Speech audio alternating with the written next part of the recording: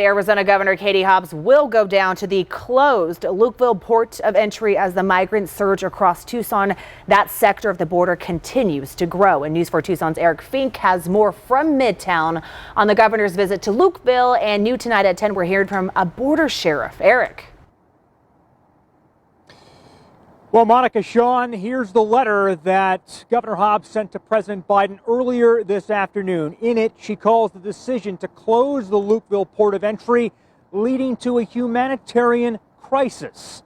Tonight, the sheriff of Cochise County says local communities are bearing the brunt, and he wants the federal government to step up.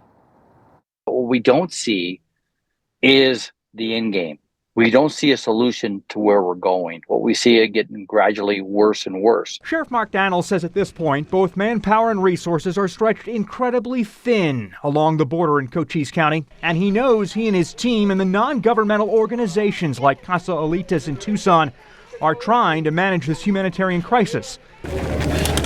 But Daniels believes it's unsustainable. If it wasn't for these NGOs and the state of Arizona and our local resources helping get to where they need to go, we'd be in big trouble here in Cochise County. But I'm also hearing day to day that the NGOs are getting full. The funding is coming to an end. Casa Alitas is nearly full, and according to Pima County officials, the federal funding that's used to shelter migrants temporarily is running out.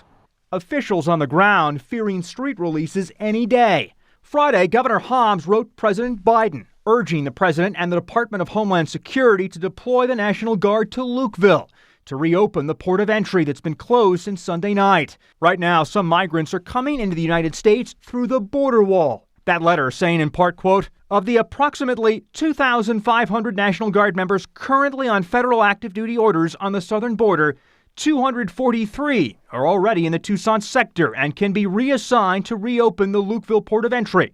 I request that you do so immediately. Sheriff Daniels worries the federal government isn't getting the message, despite his pleas for help. Bottom line is, how long do we sustain this before this infrastructure on the humanitarian side collapses, and then we're all stuck here in local communities trying to figure out what happens next, why the federal government fails to engage it, both Congress or the White House.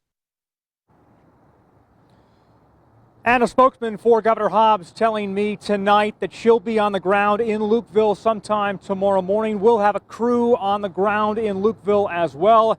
And we'll have much more on Governor Hobbs' visit to the port of entry coming up tomorrow throughout the day, on air, online, and on our News 4 Tucson app. For Live Tonight, I'm Eric Fink, News 4 Tucson.